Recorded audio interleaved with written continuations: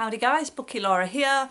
I haven't filmed a video in a while, so I thought I would, and I'm kind of bringing you today a kind of like current top 10 books that I've read in my life-ish. Is that concise enough for you?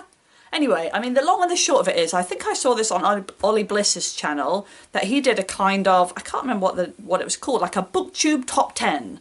And when I read more about it, it actually transpired that there was another guy whose channel I can't remember the name of. I've written down Old Blue here, but I don't really know what that means. Who was basically doing a thing where he wanted to find out what the top 10 books that booktubers liked were. I've read a bit about it, and from what I can understand, he's going to sort of, with some regularity, collate what booktubers vote as their top 10 books and see if there's any patterns and things like that, which is very interesting. And I've been sort of half following it, but when I saw that video, I just thought, oh, do you know what? I did a top 10, I think it was top 10, it might have been 5, top 10 books when I started making booktube videos, and I just thought, wouldn't it be interesting? We're quite a few years in now, to see how it compares. So I haven't watched that video back, and what I'm going to do is tell you what my top 10 books are now, what I consider to be my top 10, and then see how they compare. I just thought it'd be interesting. If it's not, you can always, you know, not watch it.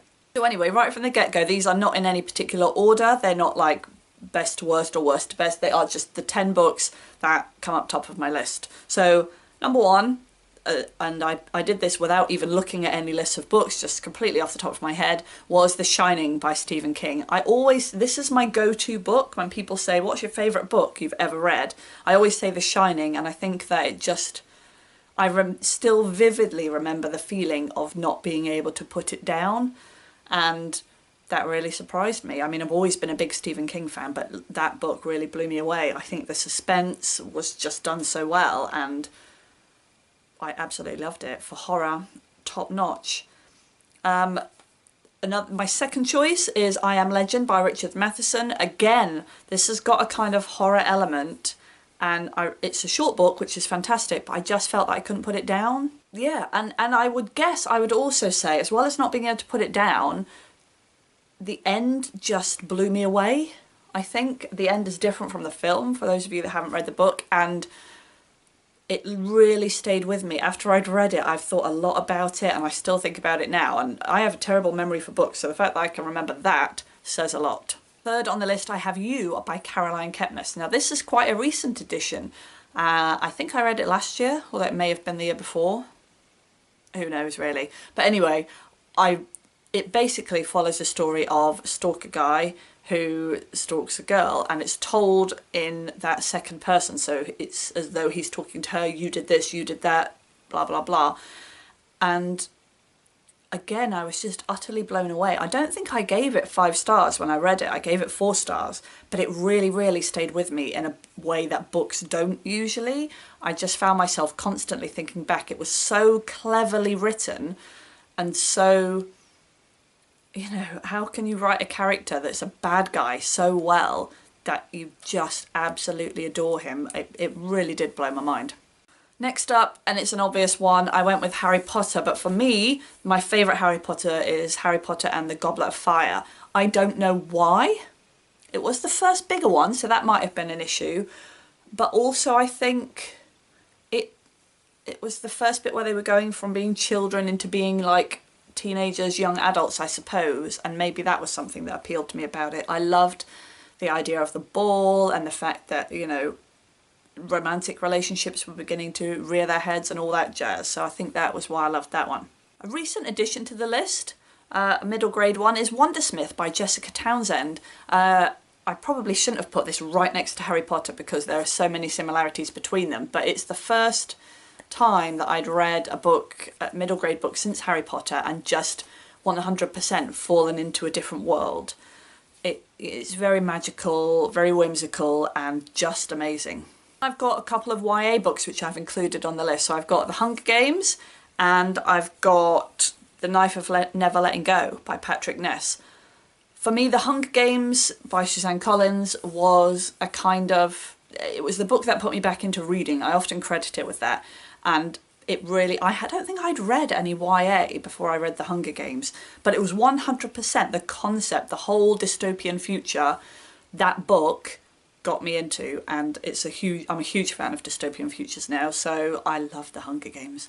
And then similarly with The Knife of Never Letting Go, I read this very recently and fell in love and couldn't wait for the rest of the series. I think I liked the kind of dystopian future, as I said, but I also really liked the way that it drip feeds information, that you don't know everything for a start. I like the mystery. I know other people I've recommended the book to haven't enjoyed it as much. They haven't enjoyed the not knowing and not understanding, but I liked that. Then I've included an old favourite, which is The Long Walk, which I think is part of the Bachman books by Stephen King. I don't even know if that's the title, but it's a short story. And Dane Cobain was talking about it fairly recently, because that kind of put it back in my head and made me think about it. And again, it was one of those stories that after I read it, I couldn't get it out of my head. I probably read it when I was at university, so a long old time ago. And yeah,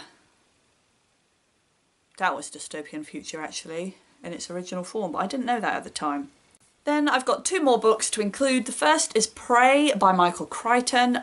Growing up, I was a big Michael Crichton fan, and this book was the one that just blew me away. I remember it being to do with like little microbots and stuff. And it's a science fiction-y thing. I like the way that Michael Crichton makes science fiction sound like science fact. That's all I'm saying. And then last but not least, another fairly recent edition is Bird Box by, I think it's by Josh Malerman, something man, I don't know. It's been made into a film recently, but I think I really liked the kind of horror suspense thriller element of it, the way that it was done. I still haven't seen it as a film. I probably should, because it's probably good, but I just remember the book being like, again, I like that it's so unique, it's such a unique concept. But anyway, those are my top 10 booktuber book things that I like, and I would really like to know what yours are, so please do tell me. I'd love to see everyone do this tag, so I'm not tagging anyone individually because I just want to see. I like nothing more than knowing what people's best books are, their favourites. I want to know that. I want to know that information. And I think I said to Ollie that actually everybody should have it up on their Booktube channel, so when you come along you can be like, oh yeah, we like the same stuff, that's cool, or we don't, that's cool too. But it would be really kind of useful as a marker of some description, so you know what is involved in that channel, I suppose. Anyway, please do make this video. Please do tell me what your 10 favourite books are. Thanks for watching, and I'll see you next time. Bye bye.